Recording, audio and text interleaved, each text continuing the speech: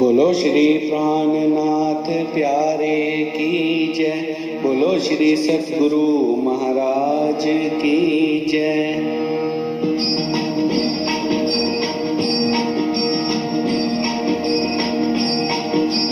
सतगुरु ब्रह्मानंद है, सूत्र है अक्षर रूप,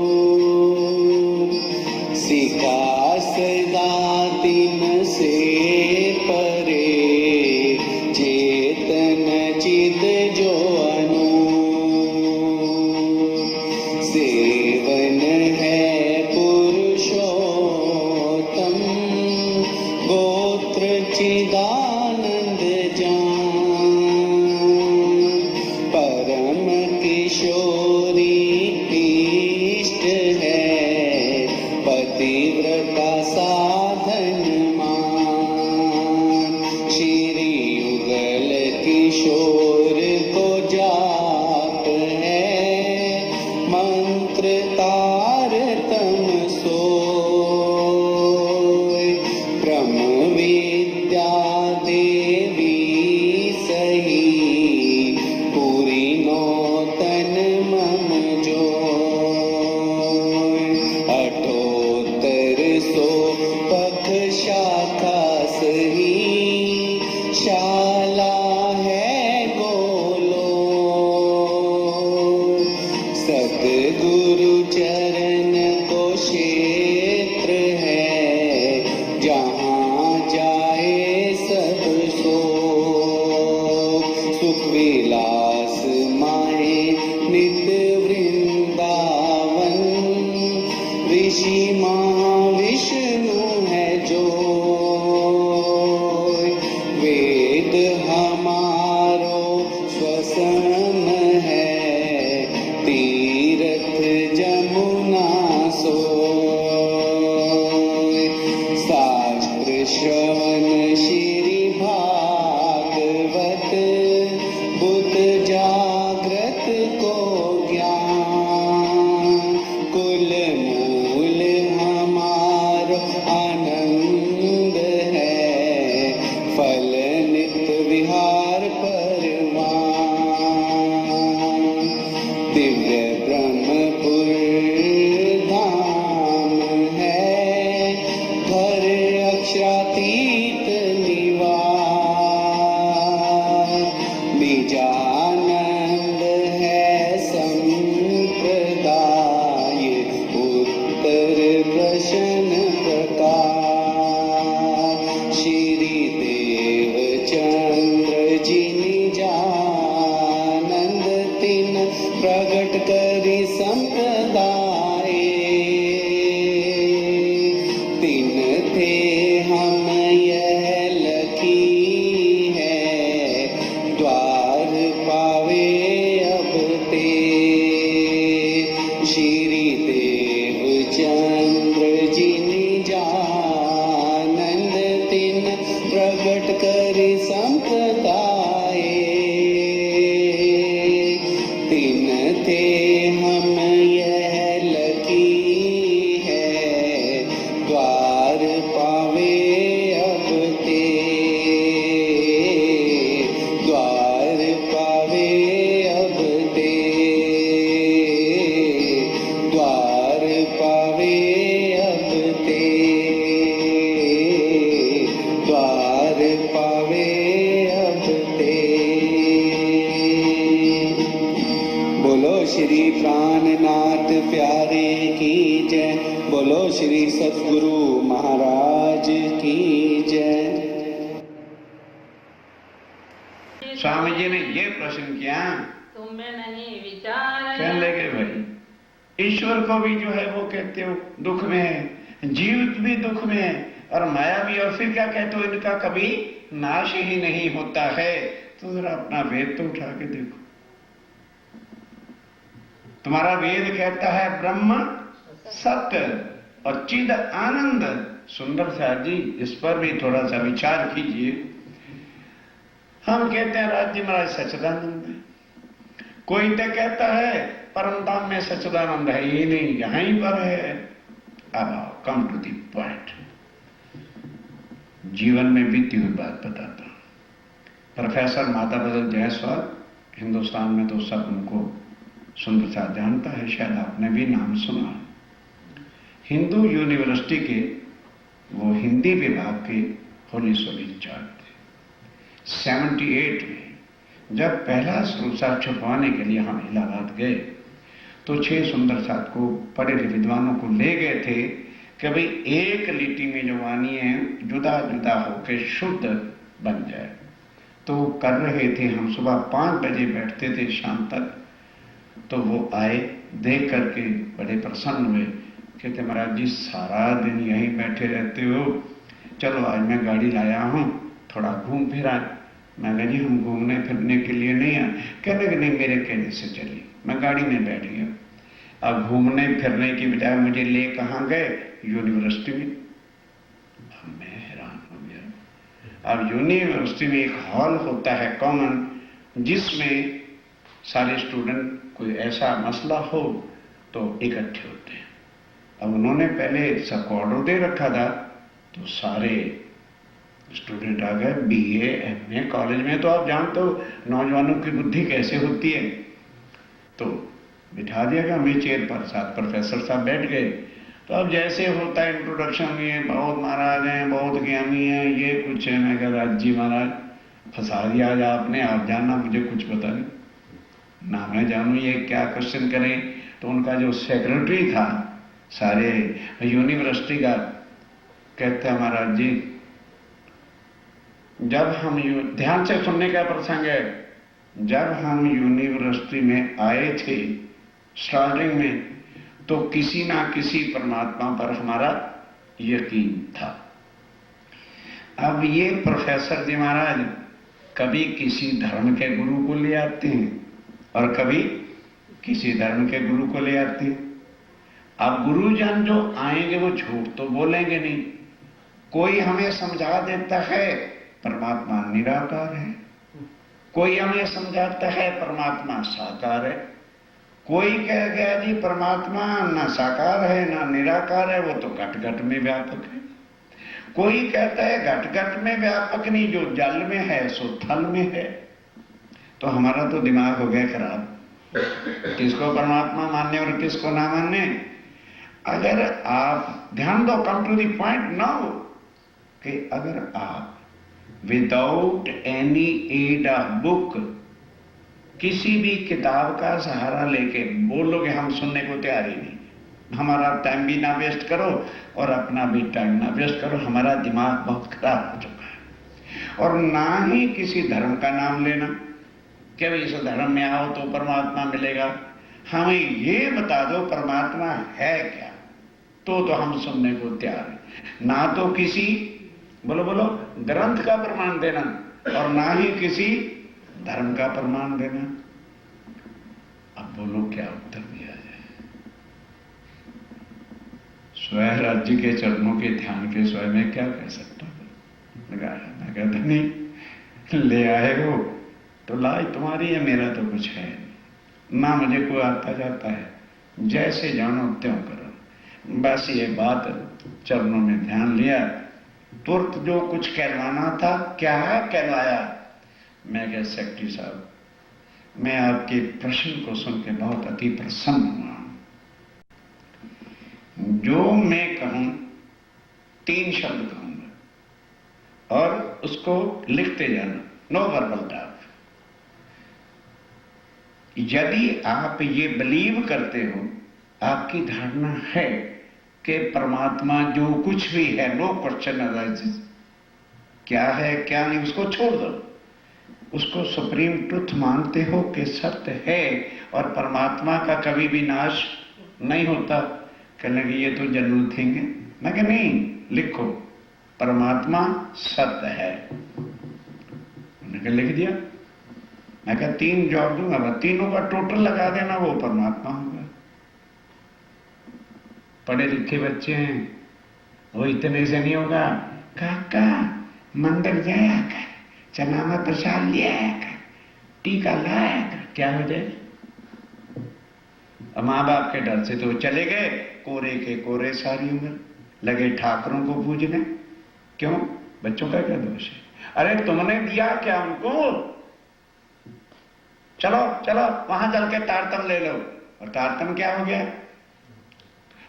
जा, बस उसकी आत्मा जागृत होगी क्या? अपना दोष नहीं बदल मानेगी कि पापी है नहीं।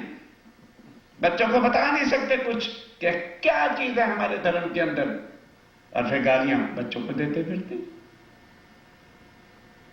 क्यों मैंने प्रहलाद जी को क्वेश्चन दिस नाउ? उसके बाद मैंने कहा भाई जो चीज सत्य है, come to the point, understand by scientifically, कि जो सत्य है वो कभी भी जड़, बोलो बोलो मुख से बोलो, सत्य तो जड़ नहीं हो सकती, अवश्य चेतन होगा। लेख परमात्मा चेतन है। कहते जी राइट। मैं कहा भाई किसी ग्रंथ का नाम नहीं? कहते जी ये तो साइंटिफिकली है, इसमें ग्रंथ का या धर्म का क्या मतलब हुआ? मैं कहा तीसरी बात का तू उत्तर दे। जो सत्य है और चेतन है वो चुपचाप बैठेगा कि कुछ ना कुछ करेगा? हम लोग भी कहीं खाली बैठ गए ना तो कुछ ना कुछ करना शुरू कर देते। तो मैं कहा जो सदा चेतन है वो कोई लीला तो करेगा? कहने का यस। मैं कहा ये बता दे उसकी लीला में जो सत्य की लीला होगी, दुख मिलेगा कि आनंद? सत्य की जो फंक्शन होगा उसमें आनंद मिलेगा कि दुख मिलेगा? कहता है जी आनंद मिलेगा। मैं कहा तीनों का टोटल लगा दे, वो परमात्मा है। चौथी बात ही नहीं करनी। सत्य चेद आनंद सच्चिदानंद। मैं क्या फिर? कहता जी वो है कहां? मैं फिर संसार में नहीं। वो सत्य है तो जगत मिथ्या है, नाश हो जाने वाला है। वो चेतन है तो यहां 5 तत्व हैं, जल वायु अग्नि पृथ्वी आकाश, पांचों के पांचों जड़ हैं। और वो आनंद की लीला करता है तो यहां दुख ही दुख है, जगत से परे की बात है। कहने लगे फिर महाराज जी कैसे मिले? मैं क्या मेरे स्थान पे आ जाना। तेरे प्रश्न का उत्तर हो गया। अब तो उसका खरीदार है, चाहता है तो कम टू मी। ये है प्राणनाथ जी का परिचय। जाओ जगत पड़ा है, जाके शास्त्रों को देखो। सोच समझ गुरु कीजिए रे बाबा, सोच समझ गुरु कीजिए। ये तो सौदा परम अमोलक निरख परख के लीजिए। आनी मारे वडलोनी गादी से बाहर में गई गादी, हमें क्या लेना गादी से? जो गुरु हमारी आत्मा का कल्याण नहीं कर सकते, why we should adopt that? Forward गुरुओं को धारण करें। श्री महामती कहे गुरु सोई कीजिए जो अलग की देवे लख। इन उल्टी से उल्टा के पिया प्रेमी करे। उसके गुरु के चरणों में शीश रख दो, वो गुरु नहीं होगा। वो शरीर की पूजा नहीं कराएगा, वो शरीर से तुम्हारा संबंध नहीं जोड़ेगा, ना गुरु कहलाएगा ना तुम्हें चेला बनाएगा। बाई सोल आत्मा सबकी एक है। उस आत्मा के मालिक का जो अक्षरातीत है उसके साथ संबंध जोड़ेगा। इसको कहते हैं तारतम्य लेना। यानी के ऊपर कपड़ा डाल दिया और उन्होंने तारतम्य पढ़ दिया और उन्होंने क्या कह दिया, जा बेटा मैं गुरु तू चेला कमा खा, परमानंद मिल जाएगा। इन ढोंगों से बाहर आ जाओ, सत्य को पहचानो। अब सुनिए आगे क्या होता है कि वो सच्चिदानंद है। आप ध्यान देना, स्वामी जी ने पूछा भी माया जीव ईश्वर कहाँ रहते हैं?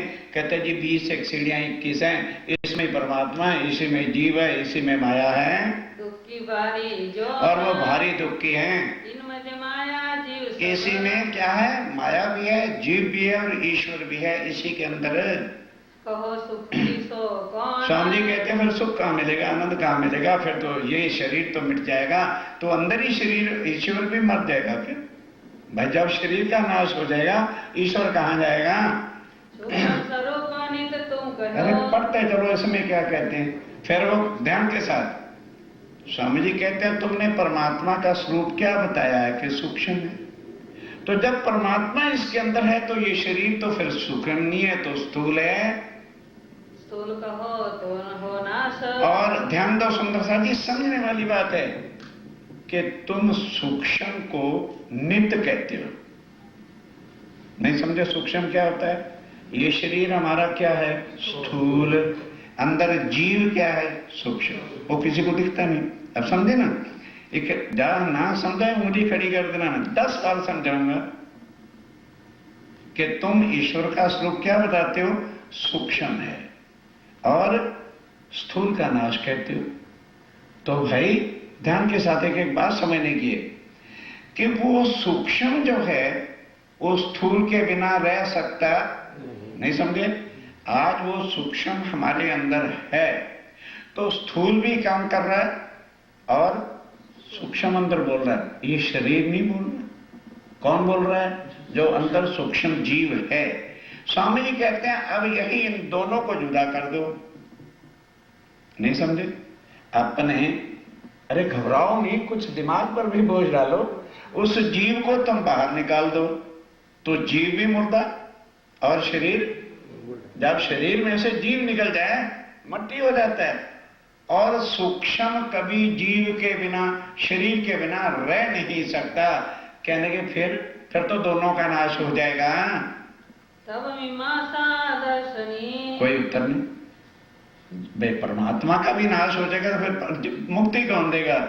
कहते जी फिर हमारे पास तो यही ज्ञान है। बैठ जाओ। अब आओ 6 दर्शन सुन लेना, आगे नहीं सुनूंगा। इसको मगज में रख लो, बहुत है आज का ज्ञान। मीमांसा दर्शन वाले क्या कहते हैं? दूसरा दर्शन जो है बोले कर्म प्रधान। कहने लगे स्वामी जी किस चक्कर में पड़े हुए? कर्म ही परमात्मा है, कर्म ही ईश्वर है और कर्म ही जीव है। ये डिग्रियां हैं, जैसे प्राइमरी क्लास, हाई क्लास और इंटर एंड बीए। इस तरह से कर्म की डिग्रियां हैं। ध्यान देना, जो जीव अच्छे से अच्छा कर्म करता है तो वो क्या बन जाता है? ईश्वर। नहीं समझे? और वो ईश्वर जब अच्छे से अच्छा कर्म कर देता है बन जाता है परमात्मा। वो सबसे ऊंचा बैठ जाता है। फिर अगर कोई दूसरा जीव ऐसे कर्म करता करता और आगे चला जाए तो पहले परमात्मा को नीचे ले आते हैं, उसको बिठा देते हैं। इस तरह से आप स्वयं परमात्मा ईश्वर बन सकते हैं। जीव ईश्वर ब्रह्म है। एक एक चीज, जीव ईश्वर यही ब्रह्म का रूप कर्म ही है और कुछ नहीं। सब कर्मन को रूप। एक कर्मों का रूप है। कर्म ही जीव है, कर्म ही ईश्वर है, कर्म ही परमात्मा है। कर्म बिना कछु और नहीं। हाँ, कर्म के बिना और कुछ भी नहीं है। कोई परमात्मा परमात्मा कोई कुछ नहीं, कर्म ही परमात्मा है। सदा अनादि अनूप। और वो सदा अनादि, कर्म सदा अनादि है और अखंड है। श्री जी बोले प्रसन्न तब। सुनने की बात है। स्वामी जी ने कहा भाई थोड़ा सा शक है, जरा उत्तर दे दो, बस और कुछ नहीं चाहिए। कर्म विषय है व्रत। ध्यान देना, यदि कर्म अनादि है और सत्य है तो सत्य के अंदर तो कभी भी संशय या भ्रांति आती नहीं है। और कर्म कोई ऐसा नहीं है जिसमें श्योरिटी हो, भ्रांति है। मानो मैंने एक शॉप बनाई तो जब तक after a year good result ना निकले तो पूछते हैं क्यों भाई दुकान खोली है, कैसा चल रहा है? भाई काम तो है, पता नहीं प्रॉफिट आएगा या लॉस होगा, तो तब तक पता नहीं जब तक रिजल्ट नहीं निकलेगा। तो संशय रहा कि श्योरिटी? संशय रहा। उसके बाद किसी ने एमए की परीक्षा दी, उससे पूछा क्यों भाई पेपर कैसे हुए हैं? कहते जी पेपर तो बहुत अच्छे हो गए। फिर जी रिजल्ट आने से पहले क्या बता दें कि फेल होते हैं कि पास होते हैं। फिर क्यों भाई शादी हुई है, 2 साल हो गए? हाँ भाई बच्चा तो होने वाला है, तो बोल यार लड़का हो गए कि लड़की? कहते पहले क्या बताऊं भाई, वो तो डिलीवरी होगी तभी पता चलेगा ना। मतलब हर काम के अंदर संशय है। और यदि कर्म पर परमात्मा है तो परमात्मा में तो कोई संशय होता ही नहीं है। ब्रह्म अखंड स्वरूप है, जो जिसको ब्रह्म कहते हैं वेदों में, वो अखंड है। सदा एक रस जात, और जो अखंड वस्तु होती है उसका कभी भी रूप बदलता नहीं, सत्य का रूप नहीं बदलेगा, वो सर्वदा एक रूप रहता है। और फिर कर्म के तो रूप होते हैं। मानो हमने पानी पीना शुरू किया तो क्या सारी उम्र पानी पीते रहेंगे? अखंड तो नहीं पानी पीना भाई, जितनी प्यास लगेगी उतना, उसके बाद बंद कर देंगे। फिर कर्म तो मिनट मिनट में रूप बदलता है। कभी हम पानी पीते हैं, कभी हम भोजन करते हैं, कभी हम हंसते हैं, कभी हम रोते भी हैं, कभी काम को भागते हैं। मिनट मिनट में जो है कर्मों का रूप बदलते हैं। तो यदि ये कर्म ही परमात्मा है तो कर्म का कभी भी रूप बदलना चाहिए। हंसना शुरू करो, सारी उम्र मरते तक हंसते, तभी तो अखंड होएगा। कर्म तहाँ उपजे खपे, हो भाई, क्यों वेदों पर भी कलंक लगाते हो? कर्म बनता और मिटता है, और परमात्मा बनता और मिटता नहीं, वो कर्मों से रहित है। जहां ब्रह्म है वहां कर्म नहीं, जहां कर्म है वहां ब्रह्म हो नहीं सकता। स्थिरता उनमें ना है, कर्म में स्थिरता नहीं है और ब्रह्म में सदा स्थिरता, अखंड होता है। अहंकार मन का अमल, ध्यान दो। अब ये सवाल है, कर्म पैदा कहां से होता है? कर्म पैदा कहां से होता है? बड़ी समझने वाली बातें हैं सुंदरदास जी। स्वामी जी कहते हैं कर्म मन और जीव के अहंकार से होता है, बनता है। जैसे हम बैठे हैं तो भोजन करते करते बाद, अरे वो बताना है क्या फर्स्ट है, 31 है, अरे भाई भोजन बाद में करेंगे, जल्दी ला, इलेक्ट्रिसिटी का बिल देना है और इनकम टैक्स देनी है। कर्म पैदा हुआ कि था? पैदा हुआ ना मन के अंदर। अगर होता तो भोजन ही करने क्यों बैठते? तो स्वामी जी कहते हैं कर्म तो मन और जीव की इच्छा का रूप है, जो बनता और मिटता है। कर्म लगत है ताहि, कर्म वहां लगता है जहां जीव है और मन है। अहंकार मन जीव में, और अहंकार किस में है? मन में, और जीव के अंदर अहंकार है। इहिते कर्मों सोई, और इसी से कर्म बनते हैं। मन पहुंचे नहीं ब्रह्म को, ध्यान दो, जहां पार ब्रह्म है वहां मन चित्त अहंकार पहुंच नहीं सकता। ये शरीर से है, ये माया के अंदर है, मिट जाने वाला है। कर्म तहाँ क्यों हो, इस वास्ते जहां पार ब्रह्म है वहां कर्म नहीं, और जहां कर्म है वहां पार ब्रह्म नहीं है। माया ते पुनि रहित है, और वो माया से रहता है, क्योंकि माया बनती और मिटती है, ब्रह्म बनते और मिटते नहीं है। ब्रह्म स्वरूप समान, और तुम उसको ब्रह्म के स्वरूप के समान कहते हो। वेद शास्त्र में यो कहा, वेद शास्त्रों को पढ़ो। क्या खाली कहते हो वेद हमारे? कभी खोल के देखा है क्या? तुम में ताना तान, केवल तुम लोग ताना तान अपने में, मेरा धर्म बड़ा है, मेरा धर्म बड़े हो, और तुम्हारे अंदर सत्य की कोई बात ही नजर नहीं आती है। सांख्य शास्त्र के दर्शनी, दो बैठ गए। अब आया सांख्य दर्शन। कहते हो स्वामी जी इन्हें क्या पता, तो लड़ते ही रहते हैं। आओ, हमारा ज्ञान सबसे, आपस में ही वो कर रहे हैं कि हमारा दर्शन सबसे बड़ा है। बोले तबे विचार, दो दर्शन हो गए। कौन कौन सा? ऐसे थोड़ा मैं ही बोलता जाऊंगा, सुनो। पहला दर्शन न्यायक। न्याय का शास्त्र क्या है कि ईश्वर जीव माया शरीर में रहते हैं और ये अविनाशी। अब आया मीमांसा दर्शन। मीमांसा दर्शन का सार क्या है कि कर्म ही ईश्वर परमात्मा और जीव ये सब कर्मों के रूप है। अब आइए आगे स्वामी जी ने कैसे उनको प्रश्न किया, उत्तर नहीं दे सके, वो आप सुनते रहो। अब आया कौन सा दर्शन? हाँ, सांख्य दर्शन आया। बोले तबे विचार, वो अपने विचार बताते हैं। प्रकृति पुरुष सबके परे, सावचेत समझने की बात है सांख्य दर्शन की खासकर। वो वेदांत गायत्री वाले क्या कहते हैं कि प्रकृति और पुरुष ये सबसे परे, वही परमात्मा है। जब प्रकृति और पुरुष मिलते हैं, सावधान, तो सृष्टि की उत्पत्ति हो जाती है, और जब दोनों जुदा होते हैं तो सृष्टि का लय हो जाता है। बस महाराज वही परमात्मा और कोई नहीं। स्वामी जी कहते हैं उसका परमात्मा का रूप क्या है? तो वो वेद वाले क्या कहते हैं? परमात्मा निराकार है। तो स्वामी जी कहते हैं ये बताइए, परमात्मा निराकार है ना, और तुमने परमात्मा और प्रकृति कहा है, तो ये प्रकृति का तो रूप हमारे सामने है, पाताल से लेके वैकुंठ है, पहाड़ है, दरिया है, सब कुछ, आसमान है, जमीन है, अर्थात प्रकृति का रूप है। और परमात्मा का रूप, बड़ा दिमाग सोचना पड़ेगा, अभी आप भूल जाओगे कि क्या हो गया।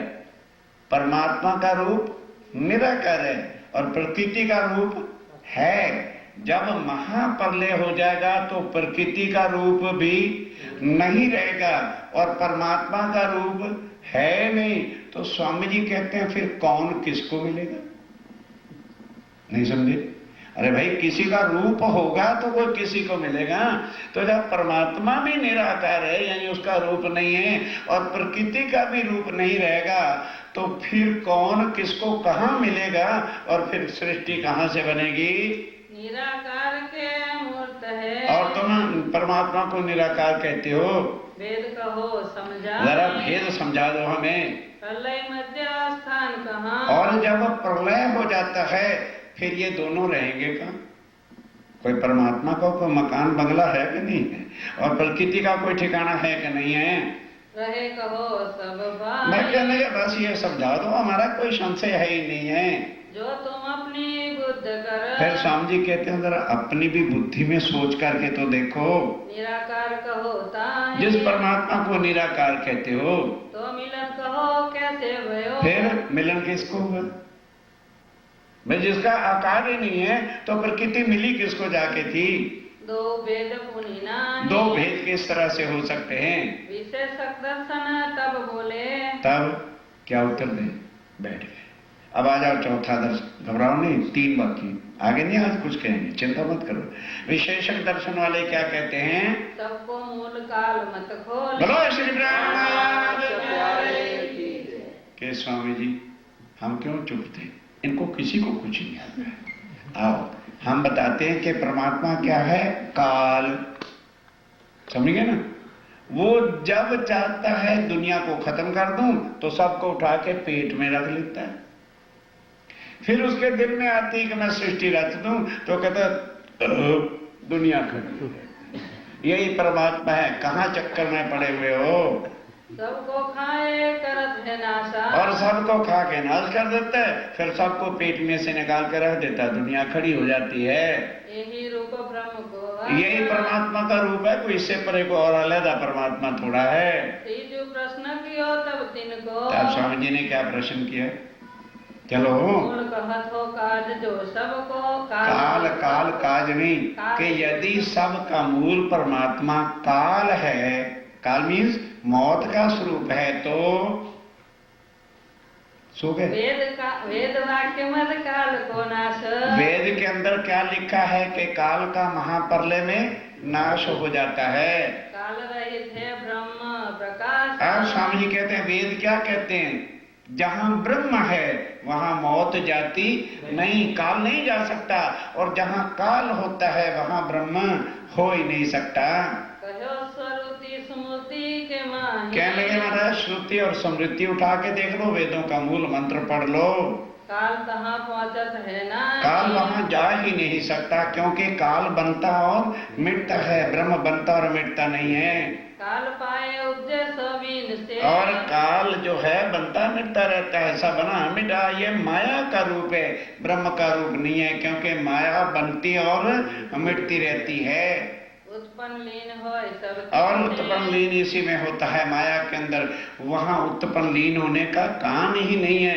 जो चीज भी वहां है वो सदा अखंड है, अविनाशी है, अनादि है। सबसे दूर रहे सब मान। और सबसे वो दूर है, उसका हुक्म ही सब जगह बनाता और मिटाता है। कहो स्वरूप ब्रह्म को ऐसो। और फिर तुम ब्रह्म को माया काल का रूप देते हो, ये तो बन मिट जाने वाली वस्तु है। तुम तो कहत हो सबलिक जय। और तुम इसको बनने मिटने वाला कहते हो, वो अखंड अनादि है। अंग सबलिक माया माही। और सबलिक से ही अंग कहाँ है? माया में। सबलिक से ही यह माया बनती और मिटती है। निर्विकार सर्व ही में नाही। और किस तरह से वो निर्विकार शक्ति सबके अंदर नहीं हो सकती? यहाँ हर एक के अंदर जो है विकार भरे हुए हैं, और जहाँ परमात्मा होता है वहाँ कोई भी विकार हो ही नहीं सकता।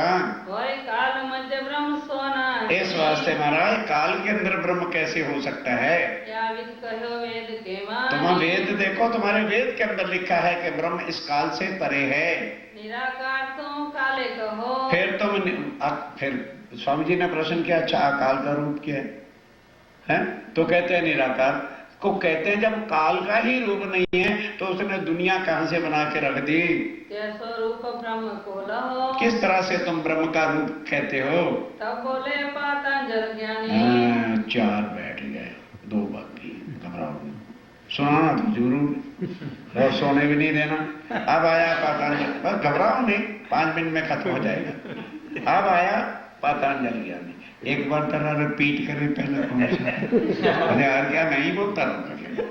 पहला क्या था? विशेषक दर्शन। क्या कहते हैं? माया, ईश्वर, जीव तीनों अविनाशी हैं। बस इतने से याद आ जाएगा। दूसरा क्या है? मीमांसा दर्शन, जो कर्म को ही सब ईश्वर भी जीव भी और कहते हैं। तीसरा कौन सा है? विशेषक दर्शन। वो क्या कहते थे? हैं? बोलो बोलो बोलो बोलो। पतंजल तो हो गया भाई ना। विशेषक दर्शन क्या कहते हैं? हो गया। प्रकृति पुरुष सांख्य दर्शन कहते हैं। कहाँ गया चौथा? कहाँ मिला दिया? अरे भाई काल को ही बता रहे, अभी तो ही चल ही रहे हैं। अब आया पतंजल ज्ञानी। पांचवा दर्शन क्या कहता है? व्यापक ब्रह्म सकल मद जानी। अरे स्वामी जी काम का धक्के करते फिरते, सब के अंदर परमात्मा कण कण में समाया हुआ है। यही भवन ब्रह्म को ले। और ये जो सारा ब्रह्मांड है यही तो भवन इस परमात्मा का है। ब्रह्म को इससे परे अकेला थोड़ा रहता है। व्यापक जी है तुम देखो। ओ स्वामी जी यहीं पर कण कण में व्यापक है, बाहर नहीं है कोई। पिंड माही 8 अंग लेके। स्वामी जी ने कहा भी बैठा कहाँ है? ध्यान दो सुंदर साहब जी, इस देह के अंदर ही 8 अंग लेके बैठा है। जब तुम योग साधना करोगे तो उसके बाद एक और साधना होती है नाड़ी चक्र शोधन की। जब वो तुम कर लोगे तो परमात्मा अंदर से बोल बैठता है, मैं बैठा हूं। स्वामी जी ने कहा भाई जरा समझा दो वो किस तरह से, कौन से अंग? ध्यान से सुनने के प्रसंग हैं। खोज कीजिए जब चित्त देके। जब चित्त देके अपने अंदर ही खोजें, क्योंकि हम तो हर वक्त बाहर वालों से बोलते हैं। जब तुम परमात्मा से बात करो, अंदर बैठा तो अंदर से बोल पड़ेगा। नाड़ी चक्र शोधिए जब ही। अष्टांग तो वो है ना, प्राणायाम नित्यान इत्यादि वगैरह। कहते हैं नाड़ी चक्र शोधना पड़ता है। समझने का कैसे कि एक बारीक से बारीक कपड़ा 9 इंच चौड़ा 36 फुट लंबा ले लेना, फिर उसको क्या कहते हैं बटने को? हाँ वट दे देना खूब अच्छी तरह से। जब खूब अच्छी तरह से वट हो जाए तो डबल कर लेना। डबल करके जो सिरा होगा उसको मुलायम कर लेना, तेज हो जाएगा। दाईं नाक से अंदर डालना, वो जाता जाता अंदर दूसरी ओर चला जाएगा। ठीक है, फिर दोनों से वो बाहर आ जाएगा। दोनों के सिरे आपके हाथ में होंगे। इधर से खींचना वो अंदर जाएगा, उधर से खींचना वो आएगा। जैसे मदर्स रात को निप्पल में दूध डालते हैं तो सुबह उठ के ब्रश से साफ करते हैं तो क्लीन हो जाती कि नहीं। इसी तरह से जब आप और अंदर वट के रस्सी डाल दोगे तो तुम्हारी नसें बिल्कुल साफ हो जाएंगी। अंदर से परमात्मा बोलते, बस ये अंदर परमात्मा बैठा है। मिले ब्रह्म आप में तब। शब्द भी सुनो वाणी से भी, ब्रह्म तुम्हें अपने ही अंदर बैठा है परमात्मा मिल जाएगा। 8 अंग योग के जे। और योग साधना के 8 अंग जानते हैं, फिर भी हम बता देते हैं। नाम कहत होती उनके नाम सुन लीजिए। आसन प्राणायाम जो कहिए। आसन प्राणायाम प्रतिनिधित्व, प्रत्याहार धारणा लेंगे। प्रत्याहार और धारणा, ध्यान समाधि नियम जब। ध्यान समाधि नेम और जप, ये 8 प्रकार की योग साधना है जो योगेश्वर भगवान कहते हैं। 8 अंग योग के सोए। ये योग के 8 अंग हैं। ज्योति रूप तुम ब्रह्म ही और ब्रह्म को ज्योति रूप मानो, तुम्हारे अंदर ज्योत है। कारण बीज जगत को जानो, और कारण से वो जगत के कण कण में बैठे हैं। उपजे उपजावे सब यामे, इसी ब्रह्मांड के अंदर ही बनता और मिटने का काम होता है। जगत रहित किरणा समता में, और सारे जगत के अंदर किरणों के समान बैठा हुआ है। बुद्ध विषय ले ये मत है स्वामी जी, जरा बुद्ध के अंदर ले इस विषय को, तो आपके अंदर ही परमात्मा है, फिर ढूंढने की क्या जरूरत है। गहो चित्त में कर निर्धार, और विश्वास करके चित्त में ले लो। श्री जी पूछो प्रश्न विवेके, आप ध्यान देना, स्वामी जी क्या प्रश्न पूछते हैं। मेटो आशंका ये चित्त, कहने लगे मुझे ये पसंद आ गया, पर एक छोटी सी संशय है, वो आप निकाल दो। ब्रह्म सचिदानंद स्वरूप, ध्यान दो, ब्रह्म सत चिद आनंद स्वरूप है। जगत असत जड़ दुख को रूप, और जगत दुनिया पिंड क्या है, असत है और जड़ है और दुख का घर है। सत वस्तुते सत ही उपजे, ध्यान दो कि यदि संसार भी सत्य है, देह भी सत्य है और परमात्मा भी सत्य है, तो सत्य से सत्य बनेगा कि झूठ? बोलो, जो सत्य ब्रह्म है तो उसे तो फिर सत्य की वस्तु होनी चाहिए। ये झूठी जड़ मिटने वाला तन कैसे पैदा हो गया? द्रव्य असत्य असत ही निपजे, और असत कहाँ से बनेगा? असत से असत, झूठ से झूठ बनेगा और सत्य से सर्वदा सत्य की उत्पत्ति होगी। वेद कहत माया में वास, और वेद क्या कहते हैं? माया में भास है, भ्रांति है, मिट जाने वाली है। ताते करत सक्त प्रकाश, तुम इसके अंदर शक्ति को, सत्य को प्रकाश कर कैसे करोगे? किरणा सूरज वेदनाए, फिर ध्यान दो, स्वामी जी कहते हैं सबके अंदर यदि किरणों के समान परमात्मा बैठा है तो सूरज और किरणों में तो कभी भी अंधेरा हो ही नहीं सकता। फिर सूरज सत्य है तो किरणें मिट जाती कैसे हैं? माया ब्रह्म बीच बहुबा है, कहना कि भाई माया और ब्रह्म में बड़ा भारी भेद है। माया बनती और मिटती है और ब्रह्म कभी बनते और मिटते नहीं हैं। परस्पर प्रतिवादी दो, परस्पर दोनों उल्ट रास्ता है। सत्य का रास्ता और है, झूठ का रास्ता और है। ये कभी भी एक जगह पे इकट्ठे हो ही नहीं सकते। एक पात्र मत रहे न को, एक पात्र में कभी नहीं रह सकते, सत असत की जात है न्यारी, क्योंकि सत्य और सत्य असत्य जो है उसकी जात न्यारी है। क्या में रहे विचार बहुबारी, कहते विचार करके देखो, स्वयं आपको समझ आ जाएगी। रहे प्रमाण वचन सब फेरे, और फिर बोलो तुम्हारे प्रमाण और वचन किस तरह से मैं सत्य मान लूं? यह विद खोलो प्रश्न जो, स्वामी जी कहते मेरे प्रश्न का उत्तर दो भाई, हम तो तैयार हैं तुम्हें गुरु बनाने के लिए। फिर वेदांति दर्शन जेहि, लास्ट छठा दर्शन आ गया। अब वो क्या कहते हैं? ब्रह्म बिना कछु कहत न तेहि, क्या है स्वामी जी, हम ब्रह्म के बिना बात ही नहीं कुछ करते। आप चिंता मत करो, इसलिए हम चुपचाप लास्ट बैठे थे कि हमारे बिना कोई तुम्हें ब्रह्म दिला ही नहीं सकेगा। माया को अनाद पुण्य कहे, ध्यान दो कि स्वामी जी ये जो माया कहते हो ना मिट जाती, मिटती नहीं, ये अनादि है और अखंड है। माया सदा ब्रह्म मद रहे, और माया ब्रह्म के अंदर है और ब्रह्म माया के अंदर है। माया में ब्रह्म है व्यापक, माया के अंदर ही वो व्यापक है। सर्वदेशी है सर्वलायक, ध्यान से सुंदर साथ जी अंतम है। बोलो श्री प्राणनाथ। सर्वदेशी सर्वलायक, सबके अंदर जो है ब्रह्म बैठा हुआ है। ये सब ब्रह्म का रूप है, सबके ब्रह्म अंदर बैठा हुआ है। ब्रह्म बिना दूजा जो देखे, अब ध्यान देना, जबरन तू ना मान मैं तेरा मेहमान, कि जो ब्रह्म के बिना किसी और को देखा है, चींटी है, कुत्रा है, हाथी है, सब ब्रह्म है। और यदि इसके बिना आप इनको कुत्रा कहते हैं या कुछ कहते हैं तो वो आदमी को हम अज्ञानी मूर्ख कहते हैं। समझने का? अच्छा भाई, मूर्ख कह रहे हो तो कुछ कह लो, प्रश्न तो मैं अवश्य करूंगा। अनुते तुम हस्ती लो जानो, अनु कहते हैं चींटी को, हाथी को लेकर के जितने भी ये सारे हैं, ये क्या हैं? ब्रह्म है। सीधा उनसे कह दें, भाई जब इंसान आता है, लीडर आता है तो गले में माला डाल, तो कुत्ते के गले में माला क्यों नहीं डालते? चुप हो जाएंगे। पर नहीं, तो स्वामी जी वाणी से बात करते हैं एक ब्रह्म सब माहे बखानो। कि भाई ये जो तुम एक ब्रह्म सब के अंदर कहते हो, ध्यान दो, बड़ा समझने वाला सवाल है कि यदि परमात्मा सब के अंदर है तो वेद किस लिए है?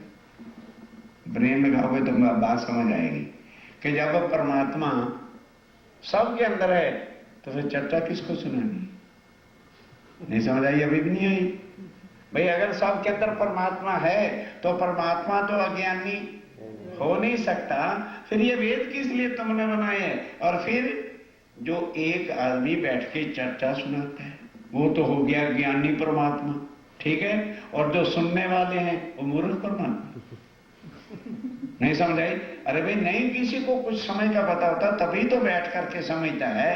तो कहते हैं यदि एक परमात्मा सबके अंदर है तो सुनाने वाला क्या परमात्मा सुना रहा है और बाकी सुनने वाले क्या मूर्ख परमात्मा है क्या? इच्छा रहित सब अंते न्यारा। और क्या है? इच्छा से परे है। यदि परमात्मा सब के अंदर है तो फिर किसी भी इंसान को कोई इच्छा होनी ही नहीं चाहिए। कर्ता कर्मण कछु विचारा। और फिर कर्ता कर्म उसको लगना ही नहीं चाहिए। जो तुम सर्वत्र ब्रह्म कहो। ध्यान दो, यदि अब स्वामी जी कह रहे हैं तुमने जो सब जगह पर सब के अंदर परमात्मा कहा है तब तो अज्ञान कछु है ना। फिर अज्ञान नाम की कोई वस्तु होनी नहीं चाहिए। और फिर ये ग्रंथ कैसे और वेद किसके लिए आए हैं? तो छठ शास्त्र भय काहे को। फिर 6 दर्शन किसके लिए बनाए और 4 वेद किसके लिए आए? कौन लेके आया? क्या ज्ञानी परमात्मा लेके आया मूर्ख परमात्मा को समझाने के लिए? मोहे ऐसी आवत मन में। कहते हैं बस इतना सा मेरी मन में संशय आ गया, ये मिटा दो भाई, हम भी थक गए, आखिरी तुम हो तो फिर मैं कहाँ जाऊंगा? निराकार सब माहे विराजे। फिर तुम निराकार कहते हो और सब के अंदर भी कहते हो परमात्मा समाया हुआ है। तो यदि निराकार है तो जब इस तन में आके बैठ जाएगा तो ये आकार किसका हो जाएगा? परमात्मा का। 2 बातें भाई ऐसे इकट्ठी ना करो। इच्छा रही सदा छब छाजे। और फिर कहते हो परमात्मा इच्छा से रहता है। यदि सबके अंदर बैठा है तो फिर कभी किसी इंसान को इच्छा होनी ही नहीं चाहिए। और जगत कौन तेरी। फिर ये बताओ ये जगत कैसे बना और मिटता क्यों है? मेटो आशंका तुम। स्वामी कहते हैं बस ये मेरी शंका है, मिटा दो। ब्रह्म से माया का सुना है। इस वास्ते स्वामी जी कहते हैं भाई ब्रह्म के अंदर कभी माया आ नहीं सकती और माया झूठ है, इसमें कभी ब्रह्म हो नहीं सकता। इस तरह से वाद विवाद बहुत किया लेकिन कोई भी स्वामी जी के प्रश्नों का उत्तर दे नहीं सकता। अब ध्यान से, अभी टाइम है, मैं कल की चर्चा का सार बता देते। अब सब एक दूसरे को देखने लगे, क्या करें भैया? हैं? हम तो कहते थे ये हिंदू नहीं है और हम सारे हिंदू होते हुए भी इसके प्रश्न का उत्तर दे नहीं सके। तो भाई कुंभ के मेले के बाद जब ये बात सब शहरों में और हमारे चेलों को पता लग जाएगा कि हमारे आचार्यों को आता जाता कुछ नहीं, कौन पगे लगेगा? कौन भेंट करेगा? कहां से खाओ पियोगे? कहते चिंता ना करो भाई, कोई उपाय सोचो। कहते देखो अपन ऐसा करते हैं, सब मिलकर स्वामी जी पर प्रश्न करते हैं। पहले तो इनसे एक प्रश्न तो बात की बात है, पहले इनसे पूछो ये है कौन, अपना परिचय करावे और शास्त्रों से बतावे। जब ये बता देगा तो फिर इससे पूछेंगे तुम्हारी संप्रदाय कौन है, तुम किसको परमात्मा मानते हो। स्वामी जी तो एक प्रश्न करते हैं, सब ने मिलकर 23 क्वेश्चनों की लिस्ट बनाई कि कहीं ना कहीं तो फंस जाएगा। अब स्वामी जी उनको कैसे उत्तर देंगे ये विषय अब का।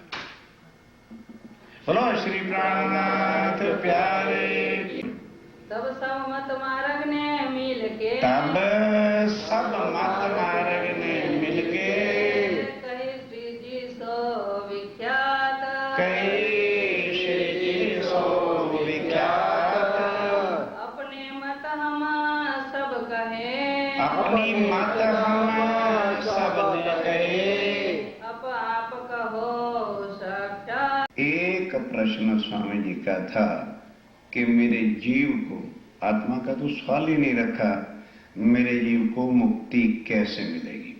सब के सब कोई भी भावसागर 14 लोक से आगे का ज्ञान बता ही नहीं सका। अब सबको बड़ी घबराहट हुई, भाई ये तो काम गड़बड़ हो गया। कुंभ के मेले पर हमारे इतने शिष्य आए हुए हैं और जब ये सब शहरों में जाएंगे तो हमारा तो काम गड़बड़ हो जाएगा। किसी तरह से मिल करके स्वामी जी को हराया जाए। तब ध्यान देना, सब ने मिलकर, आगे पीछे नहीं मिलते, सब धर्मों की एक दूसरे की निंदा ही करते। अब समय जब स्वामी जी का आया तो सब इकट्ठे हो गए। उन्होंने कहा भाई अब पहले तो इनसे पूछो ये है कौन। और अपनी पहचान उन्होंने पहले कहा कि स्वामी जी जिस तरह से हमने सब शास्त्रों के प्रमाण दे के आपको बताया है, आप भी जो बात कहो तो अपनी पहचान दे के शास्त्रों के प्रमाण से बताओ। अब अपने मुख से कौन कहे कि मैं पूर्ण ब्रह्म। ध्यान के साथ कहने लगे भाई ये मेरे से जो पूछना चाहते हो, आपने मालूम होता है हरिवंश पुराण कभी देखा नहीं, उसको खोलो तो सबसे पहले कलयुग का, ध्यान से जरा, जनमेजय राजा हुआ है, पांडवों के लड़कों का लड़का, पोता जिसको कहते हैं। तो उस समय क्या होता है, ध्यान दो, जैसे जैसे युग का बदलना होता है तैसे तैसे बुद्धि पर भी असर वैसा ही पड़ता है। तो व्यास जी कहने लगे राजा जन्मेजय, क्या तू अपने दादा श्री को जानता है, भीम को? कहने महाराज ये कौन सी बड़ी बात है, मेरा ही तो ग्रैंडफादर था। कहने लगे नहीं जानते। वो इतना शक्तिशाली था कि जब युद्ध में जाते थे तो जो कंधे पर गदा रखते थे वो कभी प्रयोग में लाते थे। तो कहते फिर लड़ते कैसे होंगे? कहने लगे भीम इतना बलशाली था कि रण युद्ध में गए और हाथी की दुम को पकड़ा, यूं फेंक दिया। वो हाथी जो उसने फेंके थे वो लौट करके धरती पर आए नहीं। बोलो किस बुद्धि से आज हम सोचेंगे, कहेंगे सबको पौड़ से लिखा पड़ा है। इसी तरह वो जन्मेजय ने भी कहा, कहने लगे महाराज व्यास जी जरा इतना गपौड़ ना मारो कि मेरी बुद्धि में ना आए। मैंने कहा अच्छा ठहर जा। तो व्यास जी योगी से योग साधना के द्वारा उन्होंने ये जो वायु पूर्व पश्चिम उत्तर दक्षिण चारों दिशाओं में चलती है इसको योग से रोक दिया और डायरेक्ट पृथ्वी और आकाश का संबंध जोड़ दिया। आज समझने की कोई जरूरत नहीं, रोज हम पढ़ते रहते हैं कि 2-3 किलोमीटर के बाद जो धरती में आकर्षण शक्ति होती है वो वहां जाके खत्म हो जाती है। तो अब वो वायुमंडल जो यहां पूर्व पश्चिम उत्तर दक्षिण चलता है वो डायरेक्ट पृथ्वी और उसके साथ हो गया। तो अब जो आकाश के वायुमंडल में चीजें घूम रही थी उसके अंदर वो हाथियों की खजान, सिर, कान, मुर्दे जो थे वो घूम रहे थे। एकदम दर दर दर दर दर दर उसके नीचे आ गिरे, आना शुरू हो गए। हाथी के जैसे दांत हैं, सिर है, टांगे हैं, दुम है और ढेर लग गया। चरणों पर गिर पड़ गए महाराज बस। कहते आप समझ रही, तू तो पहले कहता था अरे भाई मेरे पिता मेरे से 10 गुना ज्यादा हो सकते, तो मैं तो हाथी हिला ही नहीं सकता, तो मेरे पिता हाथी के पग पकड़ के गिरा देते होंगे और दादाश्री उसको बांध के घसीट के बाहर ले जाते होंगे। अब बोलिए किसने फेंके? तब कहते सुन ये तो बताइए, मैंने तुमको बीती हुई बात, ये हरवंश पुराण में प्रसंग लिखा हुआ है, स्वामी जी ने खोलो वो ग्रंथ तुम्हारे हैं, मैंने आकर के नहीं लिखा। फिर उन्होंने क्या कहा कि तू अभी राजा है, थोड़े दिनों के बाद तू चक्रवर्ती राजा हो जाएगा। जब चक्रवर्ती का मतलब होता है विश्व पर राज करने लगेगा, तब तू एक दिन वन के अंदर घूमने जाएगा और फिर वहां क्या होगा, तू दक्षिण दिशा में ना जाना, पूर्व पश्चिम और उत्तर को चले जाना, पर तू जाएगा। ये भी तुझे बता दूं, तू जाएगा वहां जाकर के क्या होगा, जो घोड़ा जिस पर तू सवारी करके जाएगा वो तेरे काबू से बाहर हो जाएगा और भागता भागता इतने घोर जंगल में चला जाएगा। ध्यान देना, वो वहां स्वर्ग की एक अप्सरा जिसको इंद्र भगवान ने श्राप दे के धरती पर भेजा हुआ होगा, वो संध्या के समय में फिर अप्सरा का सुंदर रूप धारण करेगी। तो उसको देखकर मोहित हो जाएगा और वन अपने घर ले आएगा कि मैं इसको पटरानी करूं। तो चक्रवर्ती राजा के राज्य में ये नियम होता था कि यदि पटरानी को नया रखे तो उसको 1000 ब्राह्मणों को भोजन कराना पड़ता था, यज्ञ करना पड़ता था। तू करेगा। उसके बाद क्या होगा, ध्यान से, जब तुम ब्राह्मणों को भोजन कराओ, ये शास्त्रों में लिखा है, तो जो वस्त्र पहने हुए हो ना उसी के साथ भोजन कराना पड़ता है। यदि वस्त्र बदल दोगी तो भोजन दूषित हो जाता है। भोजन कराते हो तो आगे पीछे कुछ भी करो, तो वो स्वर्ग की अप्सरा होने के कारण से उसके वस्त्र पल पल में बदल जाएंगे। तो ब्राह्मण सोचेंगे भाई चक्रवर्ती राजा है, इन्होंने तो हमारा भोजन दूषित कर दिया। तो पहले परीक्षा लेंगे कि वाकई ये पटरानी वही है या कि दूसरी रानी तो नहीं कोई आ गई। तो क्या करेंगे, खीर कटोरे में जो होगी उससे छींटा दे देंगे पग पग। तो फिर लौट के आएंगे तो पहचान जाएंगे कि रानी तो वही है, कपड़े बदल रखे हैं। तुझे श्राप दे देंगे कि हे राजा, जिस तरह से हमारा भोजन तूने दूषित किया है, जा तू 8 अंगों से कोड़ी हो जा। अब राजा लगा कि अपने, हे महाराज, कहते यार होनी लिखी हुई है, मैं इसको बदल नहीं सकता। कहने लगे महाराज कोई उपाय? कहने लगे तेरे से ज्यादा ऊंचे नसीब वाला कोई है ही नहीं। कहते मैं कोड़ी हो जाऊंगा इसलिए मेरा नसीब अच्छा है। कहने लगे नहीं, इस कलयुग के अंदर जब ये तेरे साथ बात बीतेगी एक अनहोनी बात होने वाली है। क्या अनहोनी होने वाली है? अभावी नो भविष्यन्ति मुनियो ब्रह्म रूपना, कि जो ना तो कभी हुई है और ना ही फिर कभी होगी, वह पार ब्रह्मक्षातीत अपनी आत्माओं के साथ जगत में आकर मनुष्य तन धारण करेंगे। वह पार ब्रह्म की अंगनाएं ब्रह्म मुनि, मुनियों ब्रह्म रूपना, वह साक्षात ब्रह्म का ही रूप होंगे।